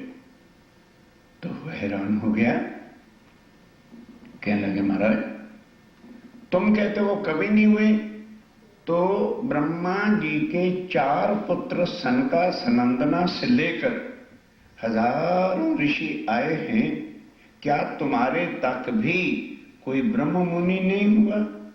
कहने लगे ना, ध्यान देना, हम ब्रह्म ऋषि हैं, हम ब्रह्म मुनि नहीं। अब इसको समझो कि ब्रह्म ऋषि और ब्रह्म मुनि में क्या होता है कि जो ऋषि होता है वो तो केवल परमात्मा का आके प्रचार करता है, भजन करो, ये करो, शिव जी को जपन करो, उसका जपन करो। जो ब्रह्म मुनि है, तो फिर पूछा महाराज ब्रह्म मुनि क्या होंगे, कैसे हम उनकी पहचान करेंगे? कहने लगे जो ब्रह्म मुनि हैं, उत्तम पुरुष बिना अन्न देवी को वो ध्याएंगे नहीं। उत्तम पुरुष, ध्यान के साथ, अभावी नो भविष्यन्ति मुन्यो ब्रह्म रूपना उत्पन्नाए कलयुगे, क्या पहचान होगी? प्रधान पुरुषा आश्रय। कि वो आके तन भले यहाँ का धारण करेंगे, तो जब तन यहाँ का धारण करेंगे उनको बुखार भी आएगा, कष्ट भी आएंगे, उनके सगे संबंधी जो देश हैं वो जन्मेंगे भी, मरेंगे भी, लाख विपदाएं भी आएंगी। तो दुनिया की तरह से मानो कोई हनुमान जी का भक्त है, संतान नहीं हुई, कोई कहता है बद्रीनाथ चले जाओ भगवती की पूजा कर, लड़के हो जाएंगे, तो अपने इष्ट को छोड़कर बच्चे की खातिर भक्ति का पूजन करना शुरू कर देता। या इस तरह से और जैसे जैसे संकट हैं तो लोग अपना भगवान भी बदल देते हैं, वो मर मिटेंगे। ब्रह्मनियों की यही पहचान होगी, पतिव्रता उनका साधन होगा, इसलिए वो पार ब्रह्मक्षातीत के स्वाय किसी का आश्रय लेंगे। हर साल भी तक सब सुनते हैं ना, तो फिर ये कहने की गुंजाइश ना निकलती, महाराज जी तमा सारू कहो छो पर कुल देवी तो पुजवई पड़े। ये सुनाने वालों का दोष है। यदि परम धाम की आत्मा हो, मर मिटना माया के लिए, पराक्षातीत का सहारा कभी भी छोड़ना नहीं, ये उनकी पहचान है। तब उन्होंने कहा भाई ये तीनों काल में, बीते हुए काल में जो चल रहा है, वर्तमान काल और भविष्य में, ना तो कभी आए हैं और ना ही फिर कभी आएंगे। तो स्वामी जी कहते हैं खोलो हरवंश पुराण, लिखा है कि ब्रह्म भी आएगा और ब्रह्म मुनि भी आएंगे। हाँ, मेरी ये पहचान है। अब आगे सुनो क्या होता है। वेद उपनिषद में, और कहने लगे ये तो मैंने तुम्हें एक ही ग्रंथ का प्रमाण दिए, वेदों में उपनिषदों में, हर ग्रंथ के अंदर जो है कलयुग में पूर्ण ब्रह्म और उनकी आत्माएं आएंगी, ये लिखा हुआ है। अब तुम जिस ग्रंथ का नाम लो, स्वामी कहते मैं उससे निकाल के दे देता हूँ। विद विद कहीं बनाए, तरह तरह से उसको ढंग से लिखा है।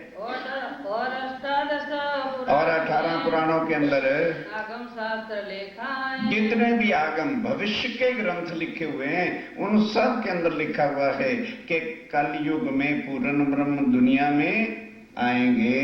जो ग्राहक या वस्तु को, अब ध्यान देना, स्वामी जी कहते हैं जो ग्राहक, जिनको इस वस्तु की दर्द है, तो वो ध्यान दे करके सुनना, उनके सब संशय मिट जाएंगे। वो चित्त ले आके एकाग्र चित्त होकर के इस बातों को सुने, वेद उपनिषद, फिर उसका कोई संशय होगा तो स्वामी जी कहते हैं वेद से उपनिषद मैं प्रमाण दे दे करके आपके संशय मिटा दूंगा। हम सब दे समझाएं, हम अच्छी तरह समझा भी देंगे। तब सबने चित्त में लई, ध्यान देना, तब सब के सब चित्त में लेते हैं कि बोलो भाई, जो बात करते हैं ग्रंथ हमारे से अगले प्रमाण देते हैं, ये इसको बांधना हमारे बस का नहीं है। ये नहीं कहो बंधाए, ये कहीं जो अटकने वाले नहीं है। पूछिए धाम क्षेत्र संप्रदाय। ध्यान देना, स्वामी जी ने तो एक ही बात पूछी थी कि मेरा जीव कैसे मुक्त हो सकता है। अब सबने मिलकर के कहा देखो, कोई होगा पंडित चुस्त, कहने लगे जिस तरह से हमने, इन्होंने हमारे से पूछा तुम गुरु किसको, तुम्हारा गुरु कौन है, तुम्हारे गुरु धर्म में शाखा कौन सी है, शिखा कौन सी है, इष्ट कौन सा है, विधि कौन सी है, देवी कौन सी है। तो जो देवियां अपन ने बताई हैं, इससे परे तो कोई और देवी नहीं। फिर जो उत्तर देवा, ध्यान से सुनने का प्रसंग है सुंदर साहब जी, मूल सार है अपना। तो जो उत्तर देवा ब्रह्मा विष्णु महेश आदि ने बताए हैं, इनसे परे तो कोई और है नहीं। जब ये चीजें हम इनसे पूछेंगे तो इनको जवाब नहीं आएगा, इसलिए इनसे धर्म पूछो, शाखा पूछो, शिखा पूछो, ये सारी चीजें। स्वामी जी ने तो एक प्रश्न किया, इन्होंने 23 प्रश्न किए, एक एक मैं आपके सामने रखता जाऊंगा। स्वामी विद संप्रदाय की, हे स्वामी जी, तुम्हारी भी कोई संप्रदाय नई नजर आती है, हम जानते नहीं, कृपा करके जरा अपनी संप्रदाय की विधि पद्धति बताइए। कहो साख दे सोई, पर जो कहो उसकी साक्षी बताना, कि किस ग्रंथ में लिखी हुई है। जो हम अपनी सबने कही, जिस तरह से हमने सब आपको परिचय दिए और उसके प्रमाण दे करके बताए हैं, तो तुम कहो प्रसन्न होय। आप भी स्वामी जी गुस्सा ना करना, क्योंकि पहले स्वामी जी ने कहा था, तो उसी तरह कहते हैं स्वामी जी हम अगर कोई बात और पूछेंगे तो आप भी प्रसन्न होकर उत्तर देना, गुस्सा नहीं करना। करके गर्व बोले सबे, सबको गर्व आ गया कि आप कहाँ से प्रश्नों का उत्तर देंगे। प्रश्न विविध विस्तार, और कितने प्रश्न किए, प्रश्नों को सुनो। शाखा शिखा कहो अपनी, जरा धीरे धीरे, शाखा बताओ तुम्हारी कौन सी है और तुम्हारी शिखा कौन सी है। फिर कहो सूत्र विचार, और जरा ये भी बताओ तुम्हारे सूत्र का क्या ढंग है, तुम उस परमात्मा से किस तरह, सूत्र मैंने संबंध जोड़ना, क्योंकि उन्होंने तो बताया था कि हम जन्यऊ से यज्ञोपवीत बनाते हैं। तो स्वामी जी कहते हैं भाई ये धागा तो 6 महीने में 3 महीने में टूट जाएगा, तो फिर नया टांका लगाओगे कि उसको है? तो अब वो तो कच्चा था, बताया। स्वामी जी कहते हैं वो पूछ रहे हैं महाराज जी जरा तुम भी तो अपनी जो है सूत्र बताओ कि तुम्हारा सूत्र क्या है, सेवन अपनो निज कहो, और ये बताओ तुम सेवन किसका करते हो, गोत्र इष्ट रुजाप, क्या बताओ, अपना गोत्र भी बताओ, अपना इष्ट भी बताओ, और अपने तुम जाप किस तरह से करते हो वो भी बताओ। साधन मंत्र पूरी कहो, उस जाप का फिर साधन बताओ, 9 प्रकार की भक्ति में से कौन सा है, और फिर जरा अपनी पूरी भी तो बताओ। कहो देवी परताप, और ये बताइए स्वामी जी आखिर तुम्हारे शरीर तो यहाँ की आत्मा ही तो तुम्हारी ब्रह्ममुनि है, शरीर तो ब्रह्ममुनि नहीं है, तो फिर इस पर कष्ट भी पड़ेगा, इनका मरण भी होगा, इनका जन्म भी होगा, तो फिर किस देवी का पूजन करोगे। ध्यान दो, शरीर पर कष्ट हो तो देवी पूजन करना पड़ता है, और आत्म कल्याण के लिए इष्ट का पूजन करना पड़ता है। शाला कहिए अपनी, और जरा अपनी शाला भी तो बताओ कौन सी है, क्षेत्र होए जो कोई, और आपका क्षेत्र कहाँ से शुरू होता है। सुख विलास ऋषि देव जो, और अभी प्रश्न चल रहे हैं, सुख विलास का कौन सा ठिकाना है, और तुम्हारे ये जो सब प्रमाण हैं वो कौन से ऋषि ने आके ग्रंथों में कहे हैं। तीर्थ शास्त्र जो होए, और स्वामी जी भले यहाँ आ गए हो, शरीर तो यहाँ गए, कभी तो तीर्थ करोगे कि घर में बैठे रहोगे, तो तीर्थ की तुम्हारी नदी कौन सी है, और किस शास्त्र में ये सब कुछ तुम्हारे प्रमाण हैं, वो शास्त्र का नाम भी बताओ। ज्ञान कहिए कुलापनो, और ये बताओ कुल ज्ञान तुम्हारा कहाँ का है, वो ज्ञान भी बताइए। फल और द्वार प्रकाश, और यदि हम उसको सुनकर ले लें तो हमें क्या फायदा होएगा, क्योंकि कलयुग है, बिना फायदे को तो कुछ काम करना नहीं, क्या फल मिलेगा हमें, और फिर द्वार कौन सा मिलेगा, हम कहाँ चले जाएंगे। कहाँ निवास कौन संप्रदाय, और ये बताइए महाराज आपका निवास कहाँ है, कोई तो ठिकाना किसी नगर शहर में होगा, और तुम्हारी संप्रदाय क्या है। कहो उत्तर प्रश्न उजास, और एक एक प्रश्न का उत्तर हमें समझाओ। कृपा दृष्ट बोले तवे, कौन बोला, कृपा दृष्ट। आप स्वामी जी कहते हैं ऐ शास्त्र, ऐ साधु महात्मा आचार्यों, मैं तुम्हारे प्रश्नों पर बहुत प्रसन्न हूं। आप तो कहते हैं गुस्सा ना, मुझे बहुत प्रसन्नता है कि आपने इतना कुछ मेरे से जानकारी लेने के लिए पूछा तो है। सुनो साध सब कोई, अब सब साध महात्मा जितने हो मैं आपके प्रश्नों का उत्तर देता हूं, और एक एक उत्तर के कई कई ग्रंथों से प्रमाण दूंगा, एक से नहीं, जितने ग्रंथों से प्रमाण मांगोगे उतने ही दूंगा। प्रश्न प्रश्न को उत्तर, तुम्हारे एक एक प्रश्न का उत्तर तुमको दे हम सो, अब सब समझाने के हम आपको। अकथ वेद अद्भुत है, ध्यान देना कि ये जो ज्ञान है ना हमारा अकथ है, लिखा है शास्त्रों में, पर किसी ने आज दिन तक सुनाया नहीं। क्यों नहीं सुनाया, क्योंकि किसी को ये ज्ञान समझ में आया ही नहीं, तो सुनाएगा क्या। जो आदमी सुनाने बैठेगा उसको पहले जानकारी होगी तो सुनाएगा। स्वामी जी कहते हैं शास्त्रों में है पर दुनिया समझ नहीं सकी। लिखा है सत्य, सत्य को झूठ में घटा के बैठ गए, इसलिए क्या तुम्हारे संशय मिटते? अद्भुत चित दे सुनो तुम सब, तुम चित्त दे करके सुनोगे, तुम्हारी समझ में आ जाएगा। कि जो हृदय विचार, फिर क्या करना? स्वामी जी कहते हैं मानना ना, पहले सुनो, सुन के विचारो, विचार के हृदय में देखो सत्य है कि झूठ है। धरो दोष जिन अब, और फिर कहते हैं सुन लो और समझ लो। हमारे सिर कल को दोष ना देना कि वह पार ब्रह्म हमारे हर द्वार में आए थे और उन्होंने हमें अपनी पहचान कराई। तुमको पहचान आ जाए तो ले लेना, और ना अच्छा लगे तो ना ले, लेकिन ये ना कहना कि हमको सूचना नहीं मिली उनके आने की। स्तुति स्मृति की साख दे, और फिर स्वामी जी कहते हैं श्रुतियों से, स्मृतियों से, वेदों से, शास्त्रों से, पुराणों से, सब ग्रंथों के प्रमाण दे दे के हम आपको बताएंगे।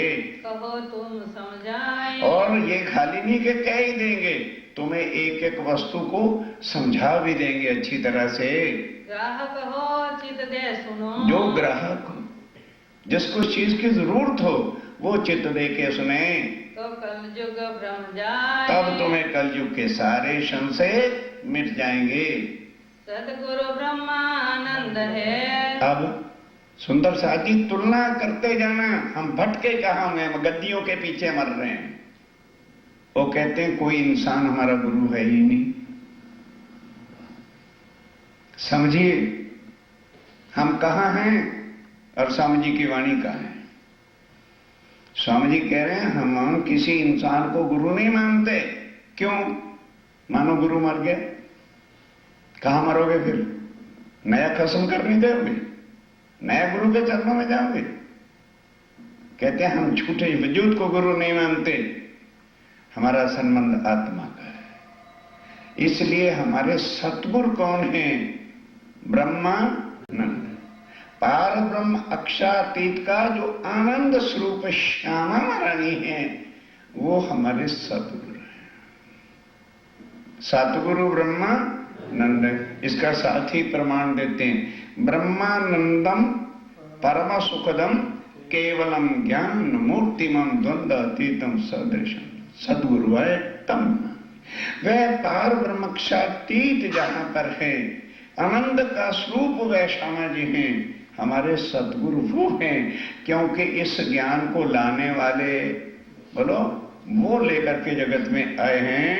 सूत्र है अक्षर रूप, और ध्यान दो, साफ चेत हो, ध्यान दो सुंदर साहब जी, सूत्र कौन सा है? जनेऊ नहीं।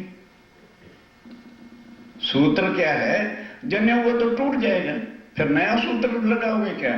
कहते हैं ना, आत्मा का जो सूत्र है अखंड है, वो कहां से शुरू होता है? अक्षर ब्रह्म से। हमारा सूत्र वहां, अक्षर के ज्ञान जब हमें आ जाता है तो हमें अक्षरातीत की भी पहचान हो जाती है। सुंदर साहब जी, अगर कोई 14 लोग की बात हो तो हाथ खड़ा करना जी, देखो 14 लोग की बात है। अक्षर ब्रह्म जो है वहां से हमारा सूत्र होता है। शिखा सदा इनसे ध्यान दो, शिखा किसको कहते हैं? हिंदुओं की क्या शिखा होती है? चोटी, इसको शिखा कहते हैं, चोटी को। आजकल तो वैसे ही मुंडन हो गया सबका, कोई रखता ही नहीं। उस चोटी के बिना, जनेऊ के बिना कोई हिंदू माना नहीं जाता था। तो स्वामी जी कहते हैं ये जो तुम्हारी शिखा है, मरोगे तो कहां जाओगे? साथ ही ये भी जल के खत्म हो जाएगी। हमारी शिखा, हमारी चोटी अक्षर से भी परे, अक्षरातीत के चरण कमल, उनसे चरणों में हम बैठे, वही हमारी शिखा है। चेतन चित जो अनूप, और वो मुर्दे बाल ने कोई तरह से नहीं है, वो सदा क्या है? चितगन, आनंद स्वरूप पार ब्रह्म का है। सेवन है पुरुषोत्तम, और हम सेवन किसको कहते हैं? उत्तम पुरुषस्य त्वयन्य परमात्मा इति उदाहृता। इस एक एक के प्रमाण बीतक साहब के अंदर छपे हुए हैं, और उसका जो अर्थ वाली बीतक है उसमें लिखा भी हुआ, एक एक चीज अच्छी विस्तार के साथ समझाई हुई है। गोत्र चिदानंद जान, और हमारा गोत्र जो है ना, खानदान जो है वो चिदघन स्वरूप है परम धाम का। यहाँ देह के हमारे खानदान वंश नहीं है, परम किशोरी इष्ट है। और हमारे जो इष्ट हैं 11 साल 52 दिन वाले नहीं। अगर ये सुंदर साथ ने बीतक समझी होती तो कैसे कहते, हम तो बाल स्वरूप 11 से 52 दिन वाले को मानते हैं। ये बीतक क्या है सुनी ना?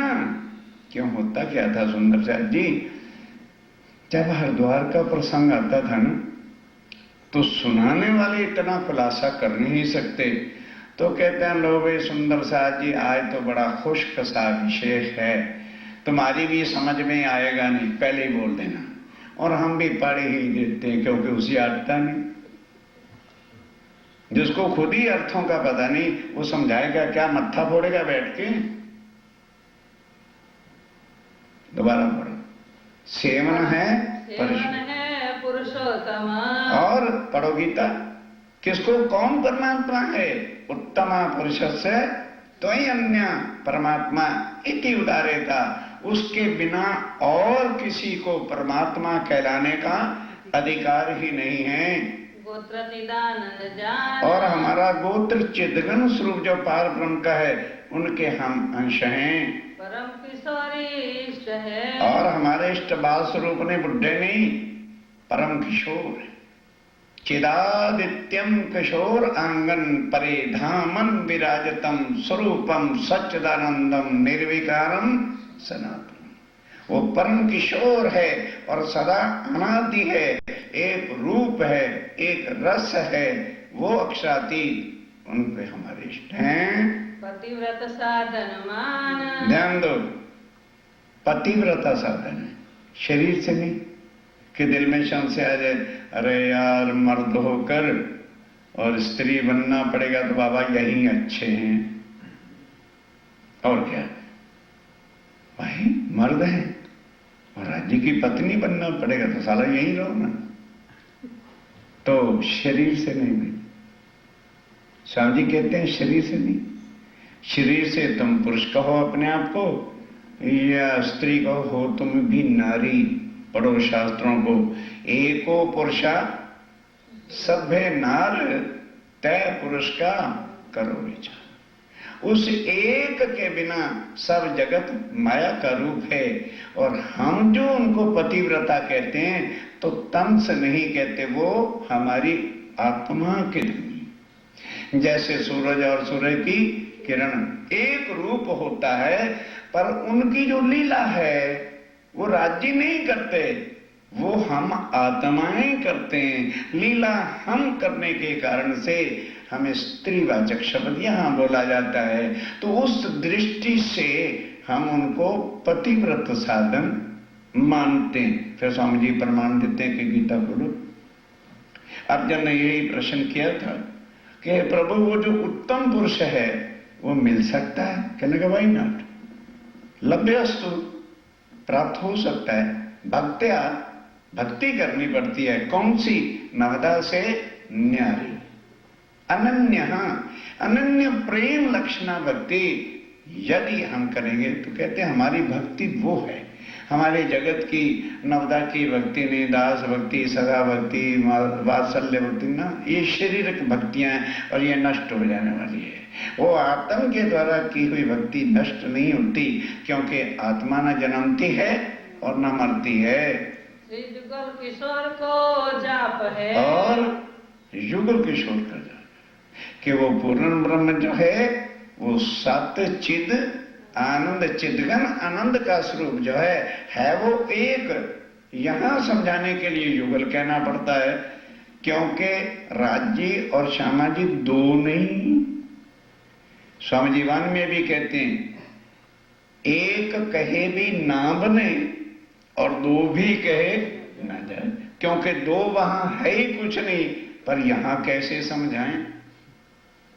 यहां तो अरे ये कैसे एक हो गया भाई, राज्य भी है श्यामा जी भी है तो दो हो गए। कहना कहना ये द्वैत यहां की है, वो चिदघन आनंद स्वरूप ही एक है। आनंद स्वरूप से वो श्यामा जी हैं और चिदघन स्वरूप से वे राज्य महाराज हैं। मंत्र तारतम सोए। और कहने लगे महाराज है तो हमारे धनी का मिलन, पर तुमने मंत्र पूछा है कि सुमरन किस तरह से होता है, तो हमारी सारी पहचान और हमारी धनी की पहचान तारतम मंत्र के अंदर है। और यहां क्या कह दिया, अरे 6 जुबाई का मंत्र कौन नहीं होता है, क्योंकि यहां के शास्त्रों में लिखा है ये देवी देवता के और यहां के जितने भी मंत्र हैं उसका विधान है कि 16 अक्षरों से जिसका मंत्र बड़ा होगा वो मंत्र नहीं होना चाहिए। अब हमारे पंडितों ने क्या सोचा, भाई पहली जुबाई के अंदर 14 शब्द आ जाते हैं, निज नाम श्री, अरे वो तो कृष्ण जी कहते थे अनादि अक्षरा तीत सो तो अब जाहिर हुए सब विधवतन से, ये 14 अक्षर हो जाते। कहने बस पहली जुबाई मंत्र देना, श्री कृष्ण जी नाम अक्षरा तीत सो तो अब जाहिर हुए सब विधवतन से, हो गया मंत्र, हो गया मंत्र। सुंदर साथ को क्या पता चले, सोचो एक एक शब्द, मैं नहीं कह रहा, वाणी की सोचो। पूरी 6 जुबाइयां जो, ध्यान सुनो, दूसरे मंत्रों में और तारतम में अंतर क्या है। तारतम के अंदर 3 प्रतिज्ञाएं हैं। जिस तरह से हमारे पंडित लोग ब्राह्मण लोग शादी कराते हैं, तो शादी के समय में कुछ इंस्ट्रक्शन लड़की के वास्ते होती है और कुछ इंस्ट्रक्शन लड़के के वास्ते होते हैं। और फिर लड़के को कहते हैं बेटा अग्नि है या जिसको इष्ट मानते हैं, प्रतिज्ञा कर कि मैं इसको पालन करूंगी। बोलो भाई करना पड़ता है कि नहीं, विवाह हो रहा है तो प्रतिज्ञा करनी पड़ती है। तो फिर लड़के को भी कहते हैं कि आज से इसका माता पिता का जो बोझ था सब उतर गया, तेरे को उठाना पड़ेगा, प्रतिज्ञा करके मैं जीवन भर इसका पालन करूंगा। कहता जी मैं प्रतिज्ञा करता हूं। तो ये मंत्र नहीं है, ये राज्य महाराज के साथ आत्मा का जो संबंध भूल गया है वो लगन होना। तो लगन के लिए कोई ब्राह्मण तो चाहिए ना, कि नहीं चाहिए। मैं आपका ब्राह्मण बन रहा हूं, गुरु नहीं। पहले भी कहता हूं और अब भी कहता हूं, जो तारतम लेते हुए मुझे गुरु कहेगा नरक का भागी वो मैं नहीं। सोचो सत्य क्या है, क्या प्रतिज्ञा लेनी पड़ती है। वेंती एक जो वल्लभा मो अंगनानी राज्य से कहते हैं, हे मेरे धाम के दुल्हा, हे मेरे लाडल्ले, हे मेरे लाड को पालने वाले वल्लभा, स्वीट हार्ट, हो मेरे स्वीट हार्ट धनी।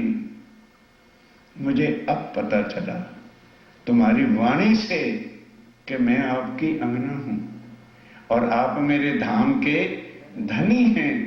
पर माया का तन कम वक्त ऐसा था, कुटुंब कबीलों में आके हम इसको भूल गए।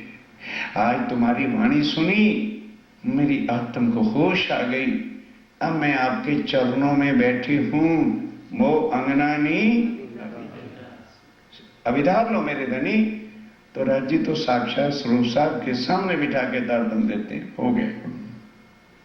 और दूसरी प्रतिज्ञा कि धनी गीता देखी, भागवत भी पढ़े, वेद शास्त्र भी सुने, रामायण भी सुनी, पर किसी में भी अक्षरातीत की पहचान ग्रंथों से मिली नहीं।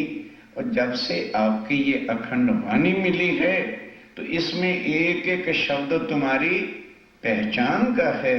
इसलिए धनी दूसरी प्रतिज्ञा ये है कि ए सत्यवाणी। तो आज जनता क्या किया, स्वरूप साहब तो खोला नहीं, पता भी नहीं उसके अंदर क्या लिखा है। माला ले ली और मथन होता रहा,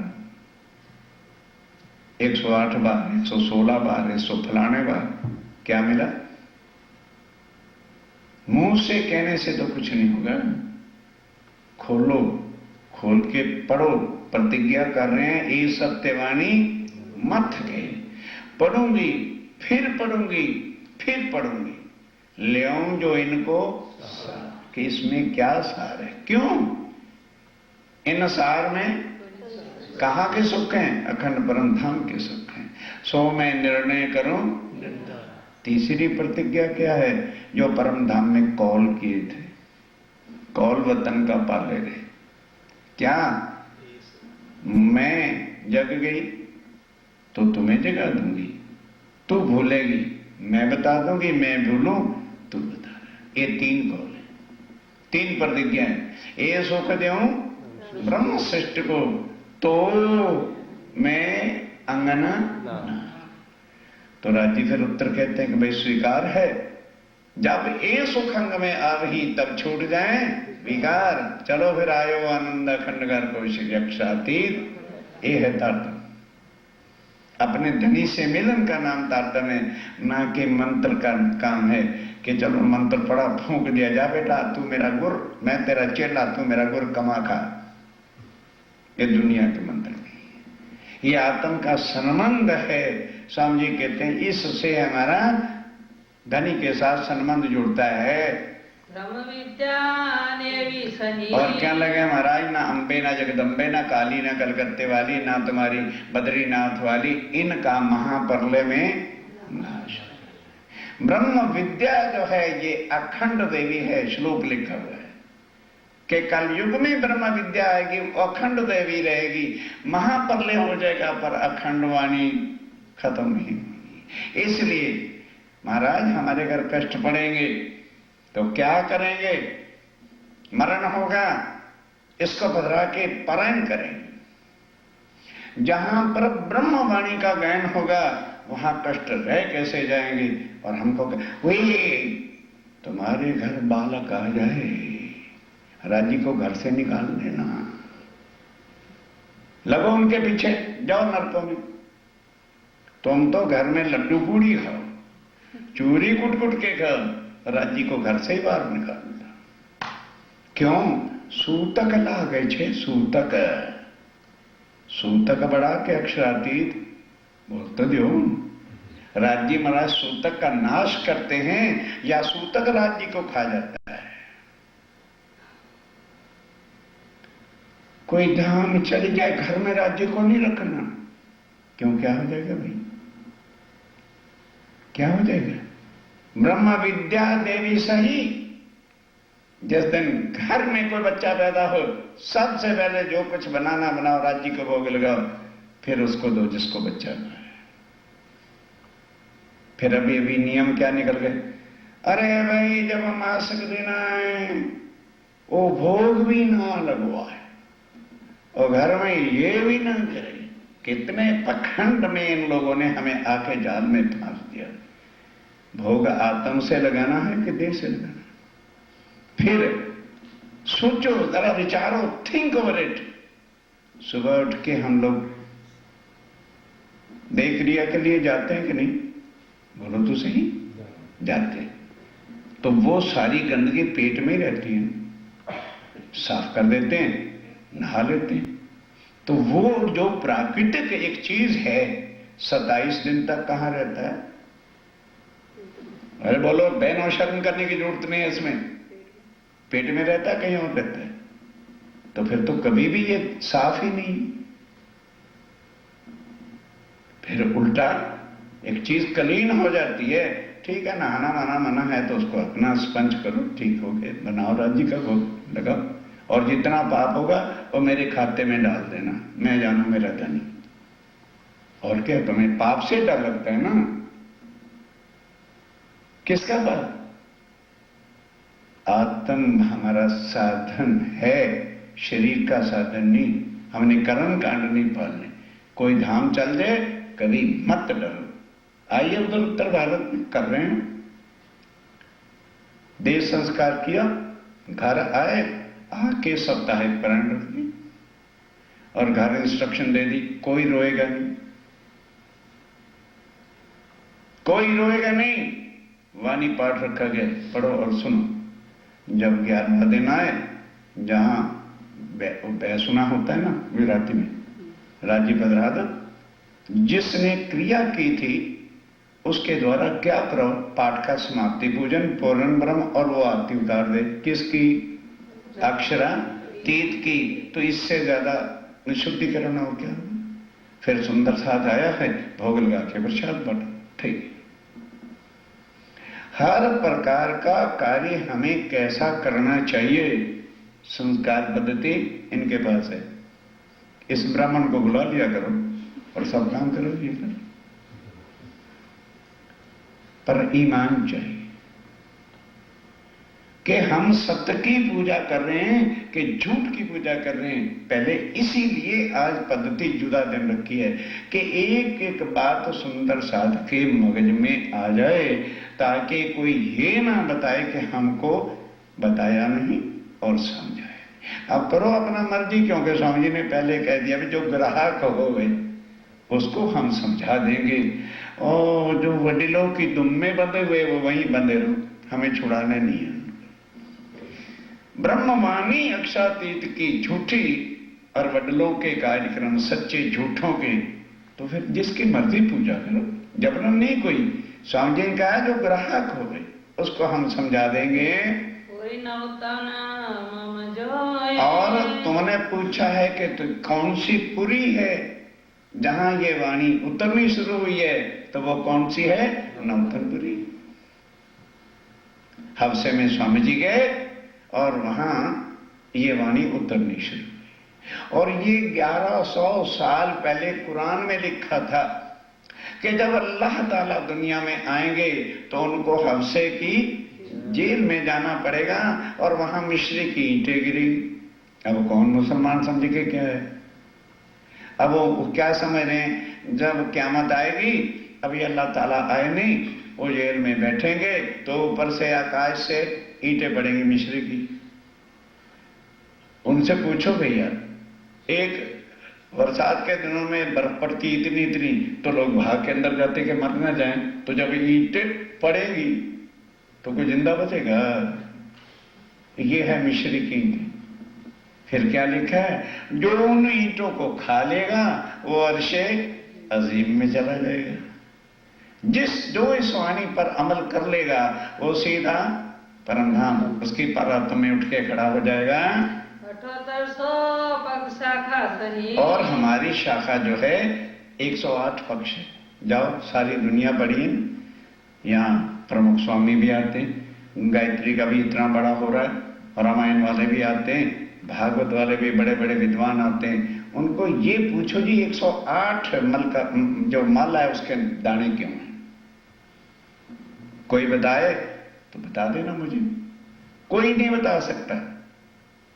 क्यों? ज्यादा से ज्यादा लोगों को 81 पक्ष का पता है, जो शरीर की 9 प्रकार की भक्ति, और एक एक भक्ति के 9 तरीके होते हैं। पुष्ट मर्यादा प्रवाह से आना, पुष्ट मर्यादा प्रवाह से सुनना, और पुष्ट मर्यादा प्रवाह से अमल करना।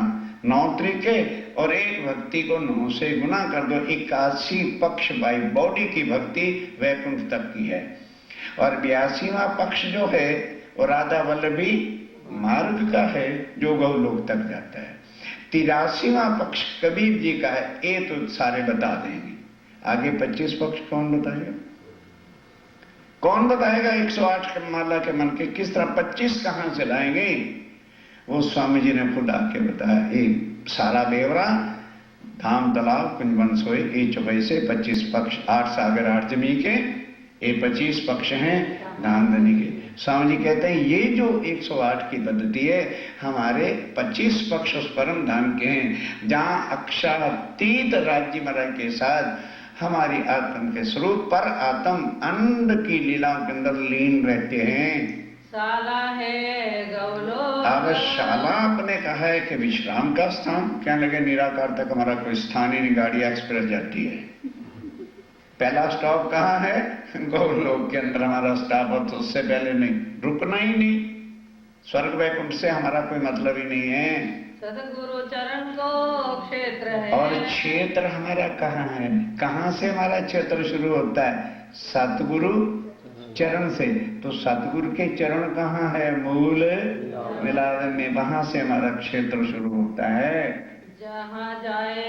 शोक। बस जब उनके चरण कमलों का क्षेत्र मिल जाता है तो फिर कोई भी दुख हमारा बाकी सब शोक मिट जाते हैं, क्योंकि वो हैं कौन? आनंद के स्वरूप। और देते क्या है? सदा सत सुख के दान देने वाले हैं। दुख संसार क्या चीज है? सुख विलास माहे नित्य वृंदावन। अब आपने पूछा कि तुम्हारी सुख विलास का ठिकाना कहाँ है, तो वो हमने नित्य वृंदावन में आनंद की लीला की थी। ऋषि महाविष्णु भेजो। अब ये सब ग्रंथों में प्रमाण किसमें लिखे हैं?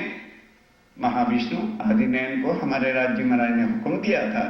उन्होंने हुक्म में वेद कतेब में लाखों लिखे निशान हमारे से पहले आने से ही सब ग्रंथों में सूचना दिलवा दी, ताकि दुनिया वाले पढ़ें तो उनके संशय मिट जाएं और तब सत्य की हृदय में बात लेकर के सच्चिदानंद के साथ अपना संबंध जोड़ें। वेद हमारो स्वसम है। और कहने लगे भाई ये जो तुम्हारे 4 वेद है ना, इनमें हमारा कोई संबंध नहीं। अथर्व वेद में लिखा है कि कलयुग में 5वां वेद होगा। जिस तरह पार ब्रह्म का स्वरूप होगा उसी तरह से वो वेद होगा, इसलिए उसका नाम क्या होगा? स्वयं सम। जैसा पूर्ण ब्रह्म उसकी एक एक बात उस वेद में होगी, इसलिए वेद हमारा क्या है? स्वसम। स्वयं सम को जोड़ दो, संधि कर देनी है, तो स्वसम हमारा वेद जो कलयुग में आना है वो पार ब्रह्म का ही स्वरूप होगा, इसलिए उसको हम स्वरूप साफ स्वसम वेद कहते हैं। तीर्थ जमुना सोए। कहने लगे भाई ये संसार की नदियां कावेरी कृष्णा और ये नहीं, हमारा तीर्थ अखंड परमधाम में है। वो जमुना जी कहां से निकलती हैं? पुखराज पहाड़ से, और श्री राज्य महाराज के रंग महल के पूरब की तरफ 7 घाटों से होती हुई और फिर जाके हौज कौशल में, वो हमारा तीर्थ है। यहाँ क्यों? वहां आत्म की लीला होती है, और ये कीच से भरे हुए गंगा जमुना उसमें हम जा रहे हैं स्नान के। सोचो, समझेगा जो ग्राहक है, सुने और सोचे और मन के संशय मिटाए। तीर्थ करना किस लिए? आत्म निर्मल करने के लिए। और हम किसको निर्मल करते हैं? अच्छा खासे शरीर को भी और भेड़ा कर देते हैं गंदी नदियों में नहाने, और हम कहते हैं तीर्थ करते हैं। यदि वो नदी, ध्यान दो हंसने के बाद भी, जो नदी ही दूषित है और गवर्नमेंट अरबों रुपया लगा रही है गंगा और जमुना को प्रदूषण हटाने के लिए, तो जो नर्क से भरा हुआ है, जाइए इंडिया में देखिए, कुल शहरों का कचरा नर्क किस में जाएगा? गंगा और जमुना। और उसमें हम डुबकी लगाओ तो कहते हैं हमारा यहाँ तीर्थ, हमारा तीर्थ अखंड परमधाम की श्री जमुना जी हैं। शास्त्र श्रवण श्री भागवत। और कहते हैं भाई शास्त्र श्रवण श्रीमद् भागवत क्यों है? क्योंकि भागवत में निराकार से आगे अखंड लीला का जरूर वर्णन है, इसलिए उसको हम सुनते हैं और उसमें हमें हमारी लीलाओं की यादगारी मिलती है कि हम पहली बार ब्रिज में आए थे और दूसरी बार रास में आए थे। वो 10वें सेकंड के अंदर हमारा सब सार है, इसलिए उनको सुनते हैं प्रमाण के लिए। बुद्ध जागृत को ज्ञान। और हमारा जो ज्ञान है वो पराशक्ति का है, संसार की स्वप्ने की बुद्धि नहीं। पराशक्ति को क्या कहते हैं? जागृत बुद्ध, वो हमारा ज्ञान है। कुल मूल हमारा आनंद है। और कुल मूल हमारा कहाँ है? आनंद। हम किसके अंग हैं? श्यामा महारानी के। श्यामा जी ने अंग हो सुंदर। अब लोग अर्थ क्या करते हैं? देखिए जी, सुंदर साथ किसको कहते हैं? जो अच्छा साथ है। सुंदर मैंने अच्छा, नहीं समझे? और साथ मैंने साथी। ये जो अर्थ करते हैं उनके पीछे लग के हमारा हश्र क्या होगा? जिनको इतना ही नहीं बताया सुंदर साथ का अर्थ क्या है, और सवेरे बोलते हैं श्यामा जी ने अंग हो। जो श्यामा जी का अंग है वो सुंदर भाई उनका नाम है, नहीं समझे? श्यामा जी का नाम यहाँ राज्य ने क्या रखा? सुंदर बाई, इसलिए हम उनके साथी हैं। तो क्या बन गए? सुंदर साथ। सुंदर बाई की जो साथी हैं, जो उनके अंग हैं। अब सोचो, श्यामा जी के अंग होकर हम देवी देवताओं की पूजा करें, कितना बड़ा पाप और अनर्थ होगा। फल नित्य विहार ब्रह्मांड। और तुमने कहा कि भाई फल क्या मिलेगा? ध्यान दो, यदि तुम श्री राज्य राय के साथ संबंध जोड़ लोगे तो सदा उनकी लीलाओं का आनंद मिलेगा, ये तुम्हें फल मिलेगा। दिव्य ब्रह्मपुर धाम है। अब तुमने पूछा तुम्हारा धाम कहाँ है? जहाँ पति का धाम वहाँ पत्नी का धाम। जब मैरिज हो जाती है तो मायका घर छोड़ के पत्नी कहाँ जाती है? पति के घर।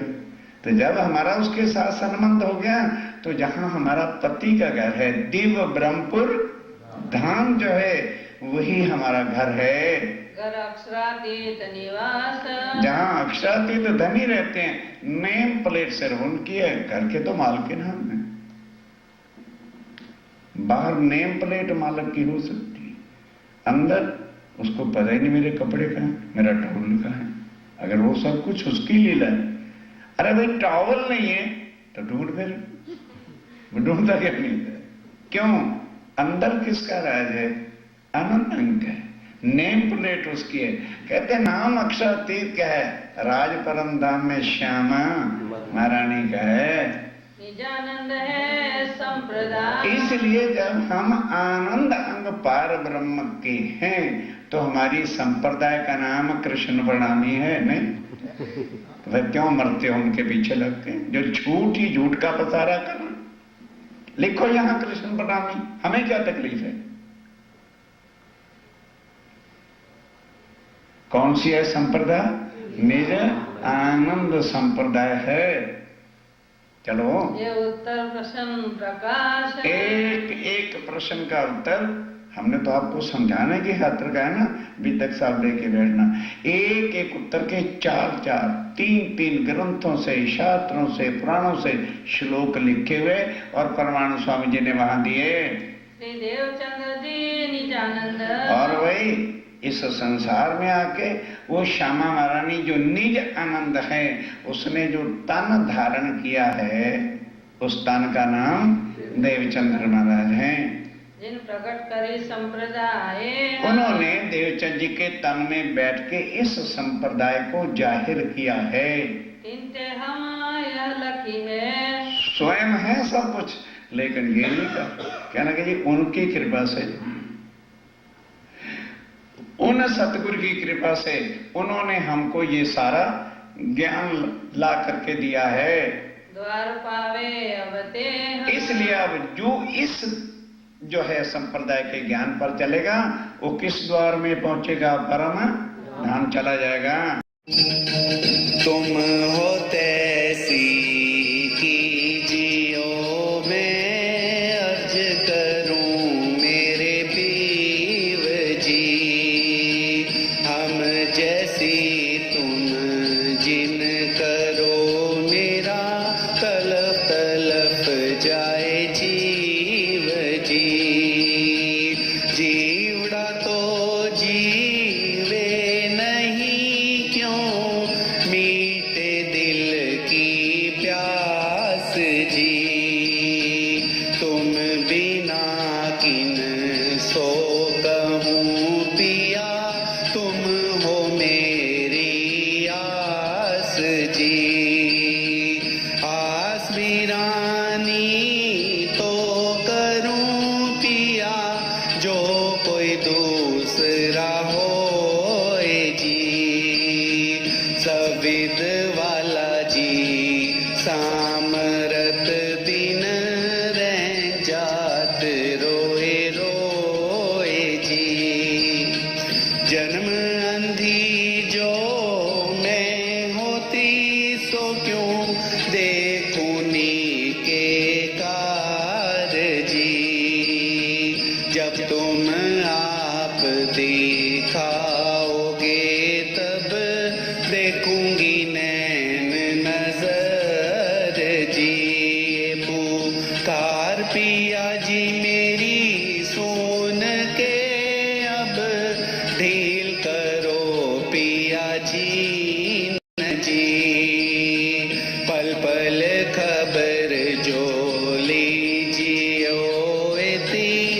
राज करूं दुल्हन जी। एती अरज में तो करूं पिया, बीच पड़ी अंतराय जी। सो अंतर आड़ी टाल के दुल्हा लीजे कंठ लगाए जी। कंठ सो कंठ लगाए के पिया, कीजे हास विलास जी। वारने जाए श्री इंद्रावती पिया, राखो चरणों के पास जी। तुम दुल्हा में दुल्हनी पिया, और ना जानू बात जी। इश्क सो सेवा करूं पिया, सब अंगों साक्षात जी। सदा सुखदाता धाम धनी में, क्या कहूँ किन सो बात जी। श्री महामती युगल